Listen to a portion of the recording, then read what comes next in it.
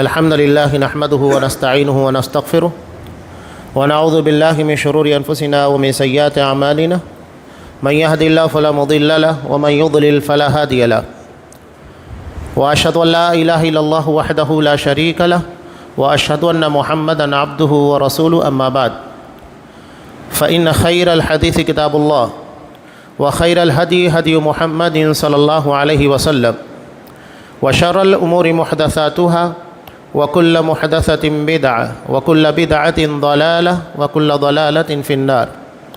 أعوذ بالله السميع العليم من الشيطان الرجيم. بسم الله الرحمن الرحيم. يا أيها الذين آمنوا اتقوا الله حق تقاته ولا تموتن إلا وأنتم مسلمون. يا أيها الناس اتقوا ربكم الذي خلقكم من نفس واحدة وخلق منها زوجها وبث منهما رجالا كثيرا ونساء واتقوا الله الذي تساءلون به والأرحام إن الله كان عليكم رقيبا. يا أيها الذين آمنوا اتقوا الله وقولوا قولا سديدا يصلح لكم أعمالكم ويغفر لكم ذنوبكم ومن يطع الله ورسوله فقد فاز فوزا عظيما. وقال ربكم ادعوني أستجب لكم إن الذين يستكبرون عن عبادتي سيدخلون جهنم داخرين. وعن أبي هريرة رضي الله تعالى عنه قال كان من دعاء رسول الله صلى الله عليه وسلم اللهم إني أعوذ بك من جار السوء ومن زوج تشيبني قبل المشيب ومن ولد يكون علي ربا ومن مال يكون علي أذابا ومن خليل ماكر عينه رآني وقلبه ترعاني إن رأى حسنة دفنها وإن رأى سيئة أضاعها. رواہ الطبرانی فی الدعاء. تمام قسموں کی تعریفات اللہ رب العالمین وحدہ لا شریک له لائق و زیبا ہے جو ساری کائنات کا تنہا خالق و مالک ہے، اور بے شمار درود و سلام ہو اللہ کے آخری نبی جناب کریم محمد رسول اللہ صلی اللہ علیہ وسلم کی ذات مقدسہ پر. محترم سامعین، عزیز مار بہنوں، اللہ اور اس کی مخلوق خاص طور سے انسان، اس کے درمیان ایک بہت مضبوط رابطہ دعا کا ہے، بلکہ انسان کو جتنی ضرورت اللہ کے سامنے دعا کے شکل میں پیش آتی ہے شاید کوئی اور شکل میں پیش آتی ہو. لوگ دعا کو بے معنی بے حیثیت سمجھتے ہیں. نہیں، نہ بے معنی بے حیثیت ہے اور نہ دعا رسم ہے، بلکہ یہ عبادت ہے. نبی کریم صلی اللہ علیہ وسلم نے کہا الدعاء هو العبادہ، دعا ہی عبادت ہے. جب یہ عبادت ہے اور مقصد حیات عبادت ہے تو ہمیں دعا سے کیسے چھٹکارا مل سکتا ہے؟ بلکہ ہماری زندگی، انسان سوتا ہے دعا پڑھ کر، بیدار ہوتا ہے تو دعا ہے، اس کے بعد صبح کے اذکار ہیں، شام کے اذکار ہیں، جب آپ گھر سے نکلیں گے دعا ہے، اندر آئیں گے دعا ہے، مسجد میں داخل ہونے، باہر نکلنے، کوئی شعبہ ایسا نہیں ہے جو دعا کے بغیر. کھانے کے لیے، پینے کے لیے، کھانے کے بعد کے لیے، پانی پینے کے بعد، یہاں تک کہ اگر ہم مارکیٹ میں داخل ہوتے وہاں بھی دعا. کوئی مرحلہ ایسا نہیں ہے. یہ بتاتا ہے کہ انسان اللہ کی مدد اور اس کی نصرت کا کتنا محتاج ہے، تبھی اسے بار بار مانگنے کی ضرورت پیش آتی ہے. اللہ کہتا ہے یا ایھا الناس انتم الفقراء الی اللہ، لوگو تم سب اللہ کے در کے فقیر ہو. فقیر کا مطلب ایک ایک چیز کے محتاج. ہم زندگی کے تمام تر معاملات میں، چاہے خوشیاں ہو یا غم سے نکلنے کے لیے راستہ بنانا ہو، مشکلات اور پریشانیوں سے باہر نکلنا، ہر چیز کے لیے اللہ کے محتاج ہے. کہیں ایسا نہیں ہے کہ انسان بے نیاز ہو. بے نیاز ذات صرف اللہ تبارک و تعالیٰ کی. جو لوگ دعا کے تعلق سے سوچتے ہیں کہ دعا یہ کوئی حیثیت نہیں رکھتی ہے، نہیں، بلکہ دعا جو حیثیت رکھتی ہے کوئی چیز نہیں رکھتی. قرآن مجید نے کتنی دعائیں ہمیں بتائی. انبیاء کرام علیہم الصلاۃ کے واقعے کے تناظر میں حضرت یونس علیہ السلام مچھلی کے پیٹ میں ہیں. اب بتائیے، بظاہر کوئی ایسا ذریعہ نہیں تھا جس کی بنیاد کے پر حضرت یونس علیہ السلام مچھلی کے پیٹ کے باہر نکلتے، مصیبت سے نجات پاتے. وہاں پر انہوں نے کس چیز کو سہارا بنایا؟ دعا. اللہ سے مسلسل دعا کر رہے ہیں لا الہ الا انت سبحانک انی کنت من الظالمین۔ 40 دن تک مچھلی کے پیٹ میں تھے، جیسا کہ حضرت عبداللہ ابن مسعود رضی اللہ تعالیٰ عنہ سے روایت ہے۔ 40 دن تک اللہ نے اس دعا کی برکت سے مچھلی کے پیٹ میں انہیں زندہ رکھا اور اسی دعا کی برکت سے انہیں باہر نکالا۔ تو یہ دعا ہی تھی نا جو انہیں غم سے باہر نکالتی ہے۔ اللہ تبارک و تعالیٰ نے سورہ انبیاء کے اخیر میں ارشاد فرمایا کہ جب حضرت یونس علیہ السلام نے اللہ سے دعا مانگی لا الہ الا انت سبحانک انی کنت من الظالمین، کیا کہا؟ وَنَجَّيْنَاهُ مِنَ الْغَمِّ، ہم نے انہیں غم سے، مصیبت سے نجات عطا کی۔ ہم بھی دیکھیے زندگی کی بہت ساری مشکلات اور پریشانیوں میں گرے ہوتے ہیں۔ کہیں انسان کو دکھ اور تکلیف ہے، جسمانی اعتبار سے بیماریاں ہیں، کہیں کاروباری اعتبار سے مسائل، کہیں بچے اور سماجی زندگی رشتہ داروں کے مسائل، بہت سارے مسائل اور مشکلات انسان کو گھیرے ہوئے ہیں۔ ہم چاہتے ہیں کہ ان ساری پریشانیوں سے نجات ملے اور کسی قسم کا غم اور تکلیف زندگی کے اندر نہ ہو۔ اس کے لیے اس دعا کو مانگیے۔ اللہ نے جس طرح حضرت یونس علیہ السلام کو ایسی جگہ سے باہر نکالا جہاں زندگی کا اور نجات کا تصور نہیں تھا، اس دعا کی برکت سے وہ چیزیں عطا کی جس کے بارے میں انسان سوچ نہیں سکتا۔ حضرت ابراہیم، حضرت زکریہ علیہ السلام زندگی کے اس موڑ اور اس اسٹیج کے پر تھے جہاں اولاد کا امکان ہی نہیں تھا، خود بڑھاپے کی حالت میں ہے، بیوی بانجھ ہے۔ ایسے میں کس چیز کو انہوں نے استعمال کیا، کس چیز کو سہارا بنایا؟ اپنی زندگی کے سہارے کے لیے، اولاد کے لیے، جو انسانی زندگی کے اندر ایک بڑا مقصد ہوتا ہے، دعا۔ دعا کی برکت سے اللہ نے حضرت ابراہیم علیہ السلام کو بھی اولاد دی اور حضرت زکریہ کو بھی اولاد دی۔ اللہ بازی، ہم ایک واقعہ بار بار سنتے رہتے ہیں بنی اسرائیل کا، جو بخاری اور مسلم دونوں کی روایت میں، کہ بنی اسرائیل کے 3 لوگ بارش سے بچنے کے لیے جب ایک گفا کے اندر، غار کے اندر پناہ لیتے ہیں، اچانک ایک چٹان آتی ہے اور اس کے دہانوں کو بند کر دیتی ہے۔ اب وہاں تو کوئی ذریعہ نہیں تھا، کون آتا ان کی مدد کے لیے؟ کون اس چٹان کو ہٹاتا؟ کیسے وہ باہر نکلتے؟ وہاں پر ان لوگوں نے کس چیز کو استعمال کیا؟ دعا۔ اللہ سے دعا مانگی اپنے نیک اعمال کے وسیلے میں۔ نتیجہ کیا ہوا؟ اللہ نے انہیں اس مصیبت سے، پریشانی سے نجات دی۔ تو دعا بے حیثیت، بے معنی نہیں ہوتی ہے، بلکہ دعا وہ اثر لے کر آتی ہے جو انسان کی سوچ کے ماورا ہوتا ہے، بشرط کہ دعا کے شروط اور آداب کا پاس و لحاظ کیا جائے۔ دعا کبھی رائے گاہ نہیں جاتی ہے۔ کبھی یہ ہوتا ہے کہ دعا اگر مناسب ہو تو اللہ تبارک و تعالیٰ وہ چیز ہمیں فوراً عنایت کرتا ہے جو ہم نے مانگی ہے۔ جیسا کہ آپ صلی اللہ علیہ وسلم نے بارش کے لیے دعا مانگی، ابھی آپ ممبر پہ سے اترے نہیں، نماز جمعہ ختم نہیں ہوئی کہ لوگ بارش میں بھیگتے ہوئے اپنے گھروں پر گئے، دعا فوراً اپنا اثر لے کر آئی۔ کبھی دعا ایسا ہوتا ہے کہ اللہ جو چیز مانگے گئی ہے اس سے بہتر چیز عنایت کرتا ہے۔ ہم بھی جیسا کہ ہمارے یہاں اگر کوئی بچہ کسی چیز کی ضد کر رہا ہے، ہم کو سمجھتا ہے کہ نہیں اس کے لیے مناسب نہیں ہے، تو ہم کیا کرتے ہیں؟ اس سے بہتر چیز دیتے ہیں جو اس کی صحت کے لیے یا اس کی عمر کے اعتبار سے، اس کے تقاضوں کے اعتبار سے بہتر ہو۔ تو اللہ دعا کے اندر وہی رکھتا ہے کہ اگر ہم نے دعا مانگی، وہ چیز ہمیں نہیں ملی جو ہم مانگ رہے تھے، اس سے بہتر چیز عنایت کرتا ہے، یا زندگی کی اتنی پریشانیاں دور کر دیتا ہے جتنی ہم نے دعائیں مانگی۔ اور دعا کبھی کبھی ایسا ہوتا ہے کہ اس کے ظہور کا وقت تو بعد میں ہوتا ہے۔ دعا ہم نے مانگ لی، لیکن دعا کا جو ظہور ہونا چاہیے، اس کا نتیجہ نکلنا چاہیے، اس وقت نہیں ہوتا ہے، وہ بعد میں ہوتا ہے۔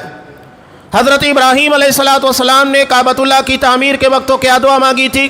ربنا وابعث فیہم رسولا منہم یتلو علیہم آیاتک، اللہ ان لوگوں کے درمیان انہی میں سے ایک رسول کو مبعوث کر جو ان کے پر تیری آیات کی تلاوت کرے۔ اب دعا مانگ لی گئی، اللہ نے دعا قبول کر لی، لیکن دعا کی قبولیت کا ظہور کب ہونا چاہیے تھا؟ ہزاروں سال کے بعد جب محمد رسول اللہ صلی اللہ علیہ وسلم پیدا ہوئے۔ یہ آپ صلی اللہ علیہ وسلم کے لیے دعا مانگی گئی تھی، آپ کی رسالت کے لیے، آپ کے سر کے پر تاج نبوت رکھنے کے لیے دعا مانگ لی گئی، وہ قبول ہو گئی، لیکن اس کے ظہور کا وقت تو وہ نہیں تھا جب مانگی گئی تھی، بلکہ کئی ہزار سال کے بعد وہ اپنا ظہور، اپنا اثر دکھاتی ہے۔ اور اگر یہ ساری چیزیں نہ بھی ہوں تو بہرحال دعا آخرت میں ہمارے لیے ذخیرہ آخرت بننے والی ہے. بندے کو جب آخرت میں نیکیاں عطا کی جائے گی تو وہ حیران ہوگا کہ میرے کن اعمال کی بدولت اللہ مجھے اتنا نواز رہا ہے. وہ سوال کرے گا کہ میرے کن نیکیوں کے بدلے میں مجھے اتنا نوازا گیا. تب اس سے کہا جائے گا کہ تو دنیا میں دعائیں کرتا تھا, اللہ نے ان دعاؤں کو دنیا کے اندر جو اثرات ہونا چاہیے ظاہر نہیں کیا, لیکن آج ان دعاؤں کی برکت سے اتنے اجر و ثواب سے تجھے نوازا جا رہا ہے. تب وہ وہاں تمنا کرے گا کاش میں نے اور دعائیں مانگی ہوتی, دعاؤں میں میں نے کمی نہیں کی ہوتی. اسی لیے اللہ تبارک و تعالیٰ کہتا ہے وَقَالَ رَبُّكُمُ ادْعُونِي أَسْتَجِبْ لَكُمْ, مجھے پکارو میں تمہاری دعاؤں کو قبول کرنے والا ہوں. یہ ہمارے اعتبار سے مشکل ہوتا ہے کہ جو ہم مانگ رہے ہیں وہ ملے گا کہ نہیں. دعا میں تو یہ تصور ہی نہیں کرنا چاہیے. ہم ایک ایسی ذات کے سامنے اپنے ہاتھوں کو پھیلاتے ہیں جسے خالی ہاتھ لوٹاتے ہوئے شرم آتی ہے. اسے شرم آتی ہے کہ بندہ جب اللہ کے سامنے ہاتھوں کو پھیلائے اسے خالی لوٹا دے. وہ قدیر ذات ہے, قدرت رکھنے والی, ہر چیز کے پر. جو چیز ہمارے لیے ناممکن ہے اللہ تبارک و تعالیٰ کے لیے بالکل ممکن ہے, بالکل آسان ہے. تو کبھی دعا کے اندر یہ سوچ نہیں آنا چاہیے میں تو مانگ رہا ہوں, پتہ نہیں یہ میرے لیے مناسب ہوگا کہ نہیں, اللہ مجھے نوازے گا کہ نہیں. دعا میں تردد اور شک نہیں, یقین ہونا چاہیے. آپ صلی اللہ علیہ وسلم نے کہا ادعوا اللہ وانتم موقنون بالاجابہ, اللہ سے اس انداز سے دعائیں مانگو کہ تمہیں قبولیت کا پختہ یقین ہو کہ اللہ ہی میری دعا قبول کرے گا, جو مانگ رہا ہوں وہ ملے گا, یقیناً اللہ دے گا, اس میں کوئی شبہ اور شک نہیں ہے. یقین کے ساتھ دعا مانگی جاتی ہے, اس میں شبہ نہیں ہونا چاہیے. عبادت ہے اور عبادت میں شکوک و شبہات نہیں ہونے چاہیے, بلکہ اس میں اخلاص للہیت کے ساتھ یقین اور اعتماد ہونا چاہیے. تو یہ دعا کے تعلق سے چند اہم باتیں تھیں جو میں نے آپ کے سامنے پیش کی. دراصل خطبہ مسنونہ کے فوراً بعد میں نے ایک دعا جو نبی کریم صلی اللہ علیہ وسلم کی دعاؤں میں سے ہے وہ آپ کے سامنے پیش کی. بہت جامع دعا ہے, اور اس دعا کے اندر انسان اپنے اطراف میں جن چیزوں سے سب سے زیادہ وابستگی رکھتا ہے, یعنی جو معاملات بار بار اس کے سامنے پیش آتے ہیں, ان کے تعلق سے دعا کے اندر مانگا گیا ہے. اس سے بہتر دعا کیا ہو سکتی ہے؟ آپ صلی اللہ علیہ وسلم نے 5 چیزوں کے تعلق سے اللہ سے پناہ طلب کی ہے, اور یہ 5 چیزیں انسانی زندگی کے اندر اگر 5 میں سے 1, 2, 3 یا جو بھی پیدا ہو جائے بڑی پریشانیاں اور مشکلات لے کر آتی ہیں. تو نبی کریم صلی اللہ علیہ وسلم نے 5 چیزوں سے پناہ طلب کی. یہ طبرانی کی روایت ہے جسے امام طبرانی نے اپنی کتاب جو الدعاء ہے اس کے اندر نقل کیا. علامہ البانی رحمۃ اللہ علیہ نے سلسلۃ الصحیحہ کے اندر نقل کیا ہے حضرت ابو ہریرہ رضی اللہ تعالیٰ عنہ سے.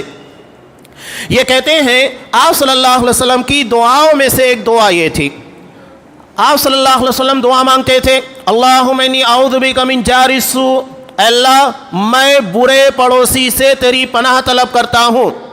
ومن زوج تشیبنی قبل المشیب, اور ایسی بیوی سے جو بڑھاپے سے پہلے مجھے بوڑھا کر دے. ومن ولد یکون علی ربا, اور ایسی اولاد سے جو میرے اوپر حاکم ہو, اپنا حکم چلائے, میری بات نہ مانے بلکہ اپنی بات مجھ سے منوائے. ومن مال یکون علی عذاب, اور ایسے مال سے جو میرے لیے عذاب بن جائے. 5ویں چیز ومن خلیل ماکر, آپ صلی اللہ علیہ وسلم دعا میں کتنا پیارا لفظ استعمال کر رہے ہیں, خلیل اور ماکر, یعنی جو قریبی دوست ہے عربی زبان میں اسے خلیل کہا جاتا ہے. حضرت ابراہیم اور محمد رسول اللہ صلی اللہ علیہ وسلم اللہ کے خلیل ہیں, انتہائی قریبی دوست. آپ صلی اللہ علیہ وسلم نے کہا کہ وہ قریبی دوست ہے لیکن ماکرن, مکار ہے. وہ قربت کے ذریعے ہمیں فائدہ نہیں نقصان پہنچا رہا ہے. وہ کیا کرتا ہے کہ عینہ رآنی, جس کی نگاہیں مجھ کے پر لگی ہوتی ہے, یعنی میری نگرانی کرتے رہتا ہے میں کیا کر رہا ہوں کیا نہیں کر رہا ہوں, جسے ہم عام طور سے ٹوہ میں لگے رہنا, جاسوسی کرنا کہتے ہیں. خیر کے لیے نہیں. کبھی کبھی ایسا ہوتا ہے ایک دوست اپنے دوستوں کے پر خیر کے لیے نظر رکھتا ہے کہ کہیں اسے کوئی نقصان نہ ہو جائے کاروبار کے اندر, یا کوئی اسے نقصان نہ پہنچائے دوستی تعلقات کی بنیاد کے پر. جیسا کہ ایک باپ اپنے بیٹے کے پر نظر رکھتا ہے, تو وہ جاسوسی اور ٹوہ نہیں ہوتا ہے بلکہ اپنی اولاد کی خیر کے لیے نظر رکھتا ہے. لیکن یہ نظر جو ہوتی ہے جاسوسی کے لیے, کون سی برائی ملے جسے میں پھیلاؤں, تو آپ صلی اللہ علیہ وسلم نے کہا کہ عینہ رآنی، اس کی نگاہیں میرا پیچھا کرتے رہتی ہیں، میری نگرانی کرتے رہتی ہے، وقلبہ ترعانی، اور اس کا دل میرے بارے میں پلاننگ منصوبے بناتے رہتا ہے، مسلسل میرے بارے میں سوچتے رہتا ہے، کیسے میں اسے پکڑوں، کیسے اسے تکلیف پہنچاؤں، کیسے دھوکہ دوں، کیسے اسے نقصان ہو، ساری چیزیں میرے خلاف مسلسل پلاننگ میں لگا رہتا ہے۔ ان رآ حسنۃ دفنہا، اگر میرے اندر کوئی اچھائی دیکھتا ہے اسے چھپا لیتا ہے، کسی کو بتاتا نہیں۔ یہاں آپ صلی اللہ علیہ وسلم نے دفن کا لفظ استعمال کیا، جس طرح کسی چیز کو دفن کر دیا جائے تو نظر ہی نہیں آتی، ایسے ہی وہ میری ساری اچھائیوں کو دفن کر دیتا ہے، کسی کو معلوم نہیں پڑنے دیتا۔ وَإِنْ رَآ سَيِّئَةً أَضَاءَهَا، اور اگر میرے اندر کوئی برائی دیکھتا ہے فوراً اسے وائرل کرتا ہے، لوگوں کے درمیان بتانا شروع کر دیتا ہے۔ یہ 5 چیزیں ہیں جو آپ صلی اللہ علیہ وسلم نے پناہ طلب کی۔ آپ غور کیجئے، پڑوسی، انسان بغیر پڑوس کے رہتا نہیں ہے، بلکہ اسلامی شریعت کے اندر پڑوسیوں کو اتنی اہمیت دی گئی کہ آپ صلی اللہ علیہ وسلم یہ اس بارے میں کہتے ہیں کہ حضرت جبرائیل نے مجھے اتنا اس بارے کے اندر تلقین کی، یہاں تک کہ مجھے یہ لگنے لگا کہ کہیں وہ میراث کے اندر اسے وارث نہ ٹھہرا دے، اتنا زیادہ پڑوسی کو اہمیت دی گئی۔ صحیح ابن حبان کی روایت، آپ صلی اللہ علیہ وسلم نے ایک مومن کی دنیا کے اندر خوشبختی کی علامت میں نیک پڑوسی بھی بتایا۔ یہ بات سمجھ میں آتی ہے، پڑوسی کے بغیر ہمارا چارہ نہیں ہے۔ اس کے بعد جو آپ صلی اللہ علیہ وسلم نے پناہ طلب کی وہ بیوی سے متعلق ہے۔ یہ بھی انسانی زندگی کا لازمی حصہ ہے، انسان گہری وابستگی رکھتا ہے بیوی سے۔ تو یہاں آپ نے کیا پناہ طلب کی؟ وَمِن زَوْجٍ تُشَيِّبُنِي قَبْلَ الْمَشِيبِ، ایسی بیوی جو مجھے بڑھاپے سے پہلے بوڑھا کر دے، یعنی اتنا ٹینشن، اتنی فکر اور اتنی ایسی باتیں طنز تاریخ جو تکلیف کی چیزیں ہوتی ہیں میرے اوپر لاد دے، جس کی بنیاد کے اوپر میں ٹینشن میں، فکروں کے اندر بوڑھا ہو جاؤں۔ وَمِن وَلَدٍ يَكُونُ عَلَيَّ رَبًّا، اور ایسی اولاد جو میرے اوپر حکمرانی کرے۔ یہ سب چیزیں آپ دیکھیے ہماری زندگی کے اندر ہم سے جڑی ہوئی ہیں، علیحدہ نہیں ہوتی ہے۔ اس کے بعد آپ صلی اللہ علیہ وسلم نے آگے بھی جو چیزیں جیسا کہ مال ہے، یہ بھی انسانی زندگی کے اندر لگا ہوا ہے، اور دوست اس کے بغیر چارہ کار نہیں ہے۔ تو ان 5 چیزوں سے آپ صلی اللہ علیہ وسلم نے پناہ طلب کی۔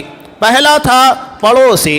پڑوسی انسان اپنے پر خود غور کرے کہ جتنا زیادہ اس کی وابستگی پڑوسی سے ہوتی ہے کسی اور سے نہیں ہوتی۔ اگر پڑوسی برا ہو، گھر میں آپ رہیں گے تب بھی آپ کو ٹینشن، پتہ نہیں کیا کہہ دے، بچے باہر نکلے جھگڑا ہو جائے، آپ گھر کے باہر جاتے ہیں تب بھی آپ کے ذہن و دماغ کے پر فکر ستائے گی کہ پتہ نہیں وہ ہمارے ساتھ کیا سازش کرے گا، کیا نقصان پہنچا دے گا۔ اور اگر آپ گھر بند کر کے جا رہے ہیں تب بھی آپ کے لیے مسئلہ ہو سکتا ہے کہ ہمارے ساتھ کوئی شرارت کر بیٹھے۔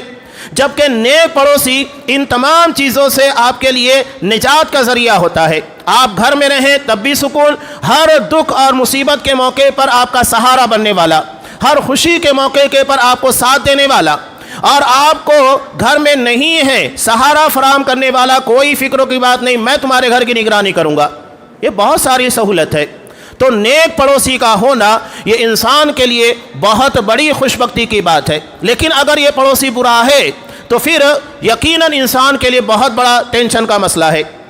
ایک روایت جسے امام ابو داؤد رحمۃ اللہ علیہ نے نقل کیا، کبھی کبھی ایسا ہوتا ہے، ہمارے یہاں کہتے ہیں نا کہ انگلی اگر سیدھی گھی اگر سیدھی انگلی سے نہ نکلے تو ٹیڑھا کرنا پڑتا ہے۔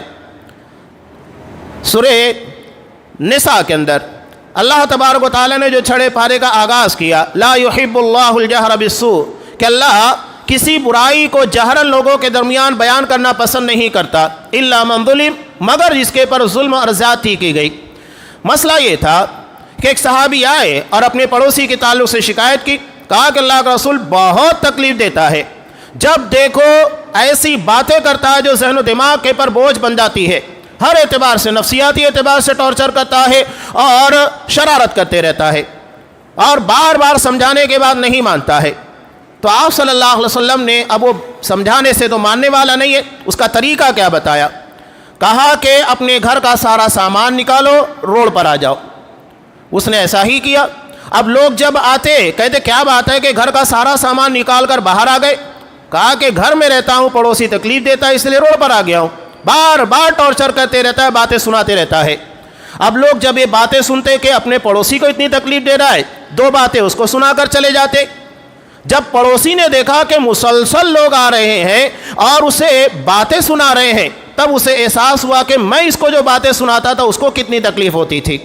انسان جب تک ان تکلیفوں سے نہیں گزرتا ہے جو دوسروں کا لاحق ہوئی اپنے پر نہیں آتی ہے تو اس کا احساس نہیں ہوتا ہے۔ اسے سمجھ میں آ گیا کہ میری باتوں کی بنیاد کے پر اسے کتنی تکلیف ہوتی تھی۔ اس نے معافی تلافی کی اور کہا کہ اللہ کے بندے، اللہ کا واسطہ دیتا ہوں، اپنا سامان اپنے گھر میں رکھ، گھر میں آ، میں تجھے اب کوئی تکلیف نہیں دوں گا۔ تو یہ پڑوسیوں سے متعلق ہے۔ دوسری چیز جو آپ صلی اللہ علیہ وسلم نے بیان کی وہ ہے بیوی سے متعلق۔ یقینی بات ہے بیوی اگر نیک ہے تو آپ صلی اللہ علیہ وسلم نے کہا کہ خیر متاع الدنیا المرأۃ الصالحہ، نیک بیوی دنیا کا سب سے بہترین سامان، بلکہ زندگی کے ہر موڑ کے پر بہترین گائیڈ کرنے والی۔ جنگ صلح حدیبیہ کے موقع پر ایک بڑا مسئلہ آیا، اصحاب کرام کے پر غم کے پار ٹوٹے ہوئے تھے، انہیں عمرہ کرنے سے روک دیا گیا تھا حدیبیہ کے مقام کے پر۔ آپ صلی اللہ علیہ وسلم نے کہا کہ اسی جگہ کے پر اپنے اونٹوں کو نہر کرو، یہیں پر حلق کرو اور یہیں سے ہم واپس جائیں گے، یہی ہمارا عمرہ ہے۔ اصحاب کرام جو بڑی امیدوں کے ساتھ ایک طویل مدت کے بعد مکہ جا رہے تھے، جو ان کا آبائی وطن تھا، انہیں اپنے آبائی وطن سے روک دیا گیا، اور صرف ایسا نہیں تھا کہ وطن سے، عبادت سے بھی روک دیا گیا۔ ایسے میں ان کے پر غم کے پہاڑ ٹوٹے ہوئے تھے۔ نبی کریم صلی اللہ علیہ وسلم نے انہیں حکم دیا، نبی کے حکموں کو انہوں نے سنی انسنی کر دیا، اتنے گہرے غم میں تھے کہ نبی کے حکموں کے پر بھی توجہ نہیں دی۔ ایسے میں آپ صلی اللہ علیہ وسلم آئے، خود آپ صلی اللہ علیہ وسلم کو بھی تعجب ہوا کہ وہ صحابہ جو میرے ایک اشارے کے پر اپنی جان مال سب قربان کرنے کے لیے تیار، آخر کیا بات ہے کہ آج میرے حکموں کے پر نہ تو اونٹ کو نہر کر رہے ہیں، نہ تو حلق کر رہے ہیں، کوئی عمرہ کی ادائیگی کے لیے تیار نہیں ہے۔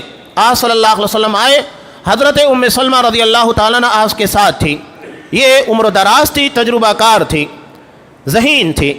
آپ صلی اللہ علیہ وسلم نے مسئلہ بیان کیا، حضرت ام سلمہ رضی اللہ تعالیٰ عنہ نے کہا کہ اللہ کے رسول کچھ مت کیجئے، باہر نکلیے، اپنے اونٹ کو نہر کیجئے اور حلق کر لیجئے۔ آپ صلی اللہ علیہ وسلم نے ویسے ہی کیا، نبی کو کرتا دیکھ کر صحابہ فوری طور کے پر اپنے اونٹوں کو نہر کرنے لگے اور حلق کر لیا۔ اصل میں نفسیاتی طور کے پر جو بوجھ ان کے ذہن و دماغ کے پر چھایا ہوا تھا، ایک تو صلح حدیبیہ، اس سال عمرہ نہیں کرنا ہے، اگلے سال عمرہ کے لیے آنا ہے، پابندیاں، کسی کے ساتھ اوزار نہیں ہوگا، ہتھیار نہیں ہوگا، اور وہاں پر چند دنوں کی رہنے کی اجازت ہوگی، فوری طور کے پر مکہ خالی کرنا ہوگا، اتنی ساری پابندیاں تھیں۔ حالانکہ قرآن مجید نے اسی کو فتح مبین سے تعبیر کیا، اس لیے کہ اس میں مسلمانوں اور مشرکین کے درمیان 10 سال کے لیے جنگ بندی ہوئی تھی۔ قرآن نے جنگ بندی کو فتح مبین سے تعبیر کیا، اس لیے کہ اس کا فائدہ مسلمانوں نے اٹھایا اور خوب جم کر اسلام کی ترویج اور نشر و اشاعت کا کام کیا۔ نتیجہ کیا ہوا کہ کچھ ہی سالوں میں جہاں مسلمانوں کی تعداد 10,000 15,000 کے آس پاس تھی، یہ تعداد لاکھوں میں پہنچ گئی۔ جب حجۃ الوداع کے موقع پر آپ صلی اللہ علیہ وسلم حج کے لیے نکلے، 1 لاکھ سے زائد افراد آپ کے ساتھ تھے۔ یہ صرف 2 سالوں کی قلیل مدت کے اندر ہوا، حالانکہ اس سے پہلے کی جو طویل مدت ہے، جو تقریباً 21 سالوں کے پر مشتمل ہے، وہاں 10 سے 15,000 لوگ مسلمان ہوتے، لیکن جنگ بندی کا فائدہ کیا ہوا؟ 1 لاکھ سے زیادہ لوگ مسلمان ہو گئے، اسی کو قرآن مجید نے فتح مبین سے تعبیر کیا۔ تو یہ اصل چیز ہے۔ تو یہاں بتانے کا مقصود یہ کہ آپ صلی اللہ علیہ وسلم کی جو بیوی تھی حضرت ام سلمہ رضی اللہ تعالیٰ عنہ، ایسے موقع پر جہاں آپ کو سمجھ میں نہیں آ رہا تھا کیا کیا جائے، بہترین مشورہ دیا۔ تو یہ نیک بیوی انسان کی زندگی کے مسائل حل کرتی ہے، مشکلات سے باہر نکالتی ہے۔ حضرت خدیجہ رضی اللہ تعالیٰ عنہ اپنا سارا مال دین اسلام کی ترویج اور تبلیغ کے لیے لگا دیا، لیکن اگر یہی بیوی بری ہو اور انسان کے لیے درد سر ہو، نتیجہ کیا ہوتا ہے؟ وہ اس کا مال بھی ضائع کرے گی، اس کا وقت بھی ضائع کرے گی، دین کے معاملے میں اور اچھے کاموں میں سپورٹ کرنے کے بجائے رکاوٹیں ڈالے گی۔ ہر اعتبار سے انسان تھکا ہارا جاتا ہے کہ 2 وقت تو گھر میں رہ کر سکون کا حاصل کرے، اچھا کھانا مل سکے، سکون کی نیند آ سکے، لیکن وہاں جانے کے بعد بھی اسے مشکلات کا سامنا، ذہنی طور سے ٹارچر، نہ کھانا صحیح کا، تو پھر انسان کے لیے کتنا مشکل مرحلہ ہے۔ یہ انسان کو بڑھاپے سے پہلے بوڑھا بنا دینے والا عمل ہے. اسی لیے آپ صلی اللہ علیہ وسلم نے پناہ طلب کی وَمِن زَوْجٍ تُشَيِّبُنِي قَبْلَ الْمَشِيبِ، اللہ میں ایسی بیوی سے پناہ طلب کرتا ہوں جو بڑھاپے سے پہلے مجھے بوڑھا کر دے. اس کے بعد آپ صلی اللہ علیہ وسلم نے اولاد کے تئیں پناہ طلب کی. یقینی بات ہے اولاد انسانی زندگی کا مطلوب ہے. انسان نکاح کرتا ہی اسی مقصد کے لیے ہے اولاد ہو اور اس کی نسل چلے، اس کے لیے بڑھاپے کا سہارا مہیا ہو. آپ صلی اللہ علیہ وسلم نے کہا کہ انسان کے دنیا سے جانے کے بعد یہی نیک اولاد ہوتی ہے جو اس کے لیے دعائے خیر کرتی ہے. وَلَدٍ صَالِحٍ يَدْعُو لَهُ، جو خیر کی دعا کرتی ہے اور یہ اس کی دنیا میں نیک نامی کے ساتھ ساتھ مرنے کے بعد ذخیرہ آخرت بن جاتا ہے. بہت بڑی چیز ہے. لیکن اگر یہ انسان کے لیے نیک نہیں بد ہو تو پھر نتیجہ بڑا خراب نکلتا ہے. دنیا میں بدنامی اور آخرت کے اندر تو اس کے لیے مسئلہ ہے ہی.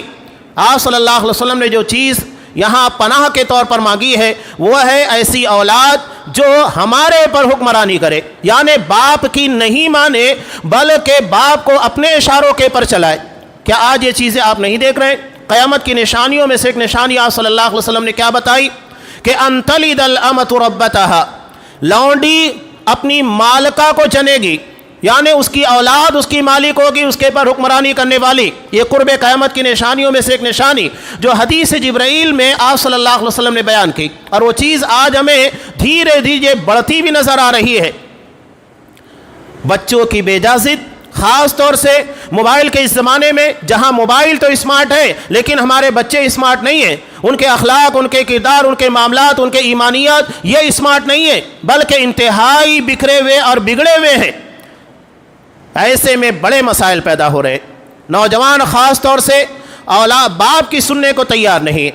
ماں بھی شکایت کر رہی ہے، باپ بھی شکایت کر رہا ہے، حالانکہ اس میں ماں باپ کا بھی قصور ہے، ان کی بھی خطا ہے کہ ان کو اپنے بچوں کی تربیت ایسی کرنا چاہیے جس کی بنیاد کے پر آگے چل کر یہ نیک نامی کا ذریعہ بنے، بدنامی اور درد سر نہ بن سکے. ہمارے سامنے حضرت اسماعیل علیہ السلام کی مثال، بہت ساری مثالیں ہیں. یہ بہترین تربیت یہ ہمارے لیے فائدہ مند ہوگا. ہماری کوتاہی اور ہماری کمی کا نتیجہ یہ خود ہمارے سامنے آنے والا ہے. تو یہ جو بیان کیا گیا ایسی اولاد جو ہمارے پر حکمرانی کرے یہ بڑا مسئلہ ہے، یعنی فرما بردار نہ ہو بلکہ باپ کے پر اپنے بیجا مطالبات کو مسلط کرے اور اس کے مطابق ماں باپ کو چلائے.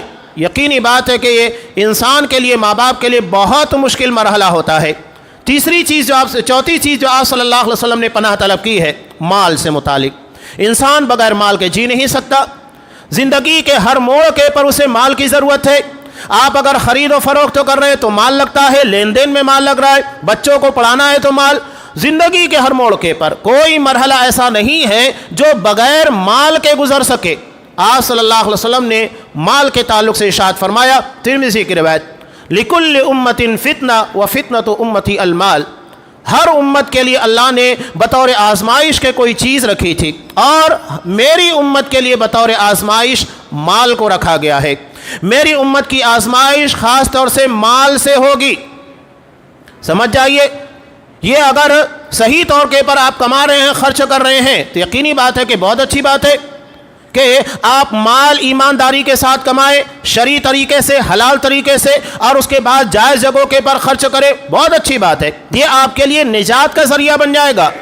بلکہ مال کی اہمیت اپنی جگہ پر ہے، یہ اہمیت ہم نہیں سمجھتے. شریعت اسلامیہ نے باقاعدہ مالداروں کے اعتبار سے ایک سیکشن اور ایک شعبہ زکوٰۃ کا رکھا ہے، صدقات کا رکھا ہے، تاکہ وہ اپنا مال دوسروں کے پر خرچ کر سکے. اب یہاں بات ضمناً آئی ہے تو یہ بیان کروں کہ اگر ہم کسی کو صدقہ دیں، اگر ہم کسی کو زکوٰۃ دیں تو یہ احسان نہیں کر رہے ہیں بلکہ اس کا حق اسے ادا کر رہے ہیں. قرآن مجید نے صاف کہا کہ حق للسائل والمحروم. اللہ نے تمہارے مال میں مانگنے والے محروم لوگوں کا حق رکھا ہے. جس طرح ہمارے مال میں اپنے ماں باپ کا، ہماری اولاد کا، رشتہ داروں کا حق ہوتا ہے، اللہ نے ہمارے مال میں ضرورت مندوں کا بھی، مانگنے والوں کا بھی حق رکھا ہے. وہ اپنا حق لے کر جاتے ہیں. یہ نہیں کہ آپ سے بھیک لے کر جا رہے ہیں، آپ کا احسان لے کر جا رہے ہیں. شکر بنائیے، اللہ نے مال کے ذریعے عبادت اور ہمیں اجرت کمانے کا، ثواب کمانے کا ذریعہ عنایت کیا ہے. شیخ توصیف الرحمان ایک واقعہ بیان کرتے ہیں، بڑا پیارا واقعہ ہے۔ یہ کہتے ہیں کہ ایک شخص میرے قریب آ رہا تھا، مجھے لگا کہ وہ مانگنے کے لیے آ رہا ہے، اور ظاہری شکل صورت سے لگ رہا تھا کہ اسے دینا نہیں چاہیے، وہ اس قابل نہیں ہے، اسے ضرورت نہیں ہے۔ لیکن آنے کے بعد وہ مجھے جب جس انداز سے مانگتا ہے، میں نے فوری طور کے پر جیب میں ہاتھ ڈالا اور جو بن سکا دے دیا۔ آنے کے بعد وہ کیا کہتا ہے کہ شیخ صاحب، اللہ نے آپ کے مال میں جو میرا حق رکھا ہے وہ دے دیجئے۔ یہ مانگنے کا انداز ہے۔ اسے معلوم ہے کہ قرآن مجید نے مانگنے والوں کا حق رکھا ہے مال کے اندر، تو یہ حق ہے، یہ بھیک نہیں ہے جو آپ سمجھ رہے ہیں۔ آپ کسی کے پر احسان نہیں کر رہے ہیں صدقہ و خیرات کے ذریعے، اور اگر کوئی زکوٰۃ صدقہ و خیرات کے ذریعے احسان جتلاتا ہے تو مال تو چلا گیا، وہ بات ختم ہو گئی، جسے ملنا چاہیے تھا مل گیا، لیکن دینے والے کو کوئی ثواب نہیں ملے گا، بات ختم ہو جاتی ہے۔ یہ اخلاص اللہیت کی بنیاد کے پر اپنا نتیجہ اور اپنا فائدہ لے کر آتا ہے، بغیر اخلاص اور اللہیت کے اپنا نتیجہ اور پھل نہیں دیتا ہے۔ تو مال انسان کے لیے یقیناً نجات کا بھی ذریعہ ہے، لیکن اگر یہی مال ناجائز طریقے سے کمایا جائے، حرام جگہوں کے پر خرچ کیا جائے، تو آج آپ دیکھیے یہ 2 نمبری لائن جس کو کہا جاتا ہے، جہاں حلال و حرام کی تمیز کے بغیر کمایا جا رہا ہے، غلط جگہوں کے پر پیسہ خرچ کیا جا رہا ہے، یہ مال کا ہی فتنہ ہے۔ ترمذی کی روایت ہے، 5 چیزوں کے بارے میں سوال ہوگا، اس میں سے ایک سوال یہ ہے کہ مال کے تعلق سے من این اکتسب وفیما انفق، اللہ سوال کرے گا کہ کس جگہ سے تو نے مال کو کمایا، یعنی اس کے زمانے کا طریقہ صحیح تھا کہ نہیں، اور خرچ کس جگہ کے پر کیا، صحیح جگہ کے پر خرچ کیا کہ نہیں۔ یہ سوال اللہ کے یہاں پر ہونے والا ہے۔ بتائیے کہ اللہ کو کیا جواب دیں گے؟ تو سوال بہت اہم ہے، کمائی سے متعلق بھی، خرچ سے متعلق بھی۔ تو یہ مال ہمارے لیے نجات کا ذریعہ بنے، یہ ہمارے لیے عذاب کا ذریعہ نہیں بننا چاہیے۔ آپ صلی اللہ علیہ وسلم دعا مانگ رہے، اب کوئی شخص یہ نہ کہے کہ میں نے تو اللہ سے دعا مانگ لی، وَمِن مَالٍ يَكُونُ عَلَيَّ عَذَابًا، اللہ مجھے ایسا مال نہ دے جو میرے لیے عذاب بن جائے، اور اس کے بعد آپ جو کرنا ہے وہی کر رہے ہیں، تو یہ دعا نہیں ہے۔ آپ اللہ تبارک و تعالیٰ کو نعوذ باللہ دھوکہ دے رہے ہیں، کہہ رہے ہیں مجھے ایسا مال نہیں چاہیے جو میرے لیے عذاب بنے، لیکن وہی کر رہے ہیں جو عذاب کا ذریعہ بنے۔ تو کہنے کے ساتھ، مانگنے کے ساتھ عمل کی بھی کوشش کرنا چاہیے، جب جا کر وہ اپنا نتیجہ لے کر آئے گا، رزلٹ لگے گا، اس کے بغیر نہیں ہوگا۔ یہ نہیں کہ آپ نے دعا مانگ لی ہے، اس کے بعد جو کرنا ہے کر رہے ہیں، اور اللہ کی جناب میں کہیں گے میں نے تو دعا مانگی تھی، نہیں، اس کے لیے آپ کو عملی طور کے پر کرنا ہوگا۔ جیسا کہ اگر کوئی شخص اللہ سے اولاد کی دعا مانگے، اب وہ شادی بھی نہ کرے، کوشش بھی نہ کرے، اور کہے میں نے دعا مانگی مجھ کو اولاد ملے گی، اسے ذریعہ استعمال کرنا ہوگا، اس کے بغیر وہ اپنا نتیجہ نہیں لے کر آئے گی۔ 5ویں اور اہم چیز جو آپ صلی اللہ علیہ وسلم نے اس میں مانگی ہے، یہ ہماری زندگی کے لیے ایک بڑا عبرت کا سامان ہے، خلیل ماکر، مکار دوست، یعنی جو ساتھ میں رہتا ہے بجائے ساتھ دینے کے، یا ہماری زندگی کا سہارا، مصیبتوں کے اندر ہمیں نجات دینے کا ذریعہ بنے، ہمارے لیے مشکلات کا ذریعہ بن جائے۔ آپ صلی اللہ علیہ وسلم نے پناہ طلب کی ہے۔ یقیناً انسان کے لیے دوستی داری بہت اہمیت رکھتی ہے، اس کے بغیر وہ جی نہیں سکتا۔ آپ صلی اللہ علیہ وسلم کا جو اتنا بڑا مشن تھا، کس بنیاد کے پر مکمل ہوا، اور آج اسلام جگہ جگہ کے پر پھیلا۔ اللہ کے رسول صلی اللہ علیہ وسلم کو ایسے ساتھی ملے، جانثار ساتھی، جنہوں نے ہر جگہ کے پر خود کو داؤں کے پر لگایا، آپ صلی اللہ علیہ وسلم کے پر آنچ نہیں آنے دی۔ حضرت ابوبکر صدیق کا واقعہ جو ہجرت کے موقع پر آپ بارہا سنتے ہیں بخاری کی روایت میں، کہ جب یہ قبا پہنچے تو آنے والے لوگوں میں علم نہیں تھا کہ نبی کون ہے۔ لوگ حضرت ابوبکر صدیق رضی اللہ تعالیٰ عنہ کو بالوں کی سفیدی کی بنیاد کے پر سمجھتے تھے کہ عمر میں بڑے ہیں، یہی نبی ہوں گے، انہیں سلام کرتے بیٹھ جاتے۔ یہ کنفیوژن نہ تو آپ صلی اللہ علیہ وسلم نے دور کیا، نہ تو حضرت ابوبکر صدیق نے، یہاں تک کہ جب سارے لوگ آ گئے اور آپ صلی اللہ علیہ وسلم کے پر دھوپ پڑنے لگی، حضرت ابوبکر صدیق رضی اللہ تعالیٰ عنہ کھڑے ہوئے اور چادر کو تان دیا تاکہ آپ کے پر دھوپ نہ آئے۔ تب لوگوں کو معلوم ہوا کہ نبی یہ ہیں، یہ نہیں، یہ تو ابوبکر صدیق ہے۔ کیوں ایسا کیا؟ اس لیے کہ آپ صلی اللہ علیہ وسلم کو ٹارگیٹ کیا گیا تھا، زندہ یا مردہ لانے پر 100 اونٹوں کے انعامات تھے، اور ایسے میں ہر کسی کا نشانہ نبی کی ذات تھی۔ آنے والوں میں کون اپنا ہے کون دشمن ہے کیا پتا.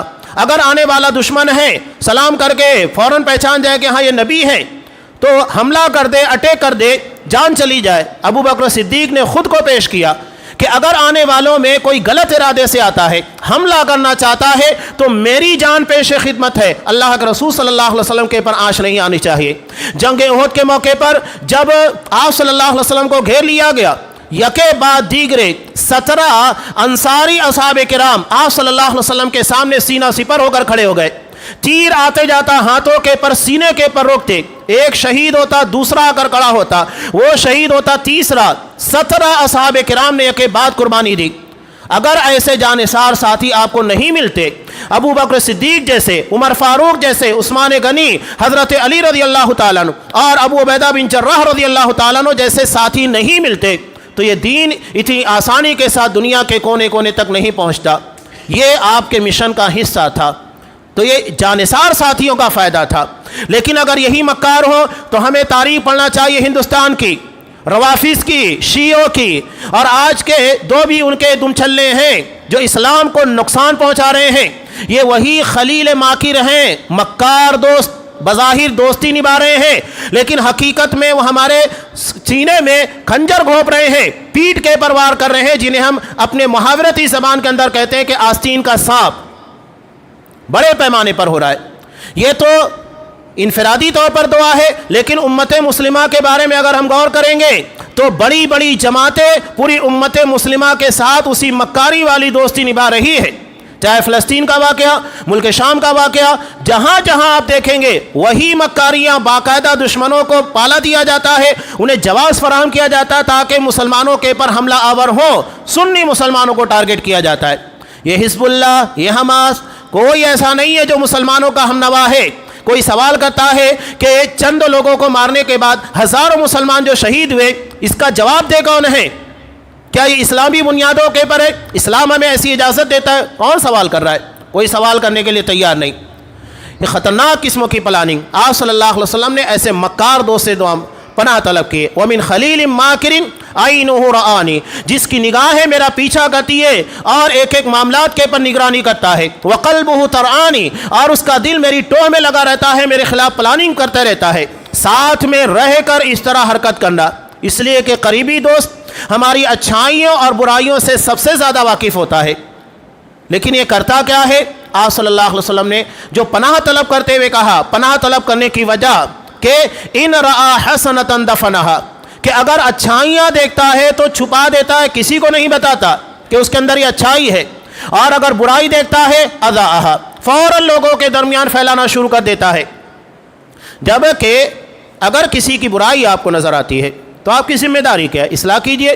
اور اصلاح نہیں کر سکتے ہیں اس کی نشر و اشاعت کی آپ کو اجازت نہیں ہے. قرآن مجید کتنے سخت پیرائے کے اندر سورہ نور کے اندر بیان کرتا ہے کہ ان الذین یحبون ان تشیع الفاحشۃ فی الذین آمنوا, کہ جو لوگ چاہتے ہیں کہ برائیاں اہل ایمان کے درمیان پھیلے, ان لوگوں کے لیے دنیا اور آخرت میں سخت ترین عذاب ہے. یعنی جو صرف چاہت رکھتے ہیں, دلوں میں ارادہ ہے. علامہ ابن تیمیہ رحمۃ اللہ علیہ کہتے ہیں اللہ نے صرف چاہت کی بنیاد کے پر دنیا اور آخرت میں عذاب کا وعدہ کیا, تو جو لوگ اس کے پر عمل کرتے ہیں, پھیلاتے ہیں, عام کرتے ہیں, ان لوگوں کا گناہ کتنا سخت ہوگا, ان کی پکڑ کتنی سخت ہونے والی ہے, صرف اسی سے اندازہ لگا سکتے ہیں.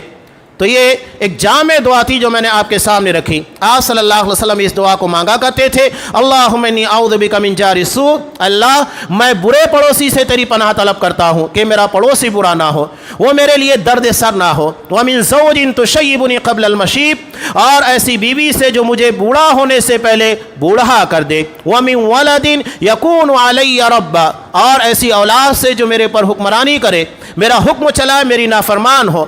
ومن مال یکون علی عذابا, ایسے مال سے جو میرے لیے عذاب بن جائے. ومن خلیل ماکر, ایسے مکار دوست سے کہ عینہ رآنی, جس کی نگاہیں میرا پیچھا کرتی ہے, میری ٹوہ میں لگی رہتی ہے. وقلبہ ترانی, اور اس کا دل میرے خلاف پلاننگ کرتا ہے, منصوبے کرتے رہتا ہے. ان رآ حسنۃ دفنہا, میرے اندر کی اچھائیوں کو چھپا دیتا ہے, کسی کو بیان نہیں کرتا. وَإِنْ رَأَى سَيِّئَةً أَضَاءَهَا، اور اگر برائی دیکھتا ہے تو اسے لوگوں کے درمیان عام کرتا ہے۔ یہ بہت جامع اور مختصر دعا ہے جو آپ صلی اللہ علیہ وسلم مانگا کرتے تھے، اور آپ نے جو 5 چیزوں سے پناہ طلب کی ہے یہ ہماری زندگی سے بہت گہری وابستگی رکھتی ہے۔ ہر کوئی کسی نہ کسی موڑ پر ان 5 میں سے چند چیزیں یا مکمل طور پر ساری چیزوں کے ساتھ جڑا ہوا ہے، اور اگر یہ ہمارے لیے شر ہے تو یقینی بات ہے کہ بہت بڑا مسئلہ ہے دنیا کے لیے۔ اس لیے آپ صلی اللہ علیہ وسلم نے ان چیزوں سے پناہ طلب کرنے کی تلقین کی ہے دعا کے طور پر، یعنی حقیقت میں اللہ ہی ہے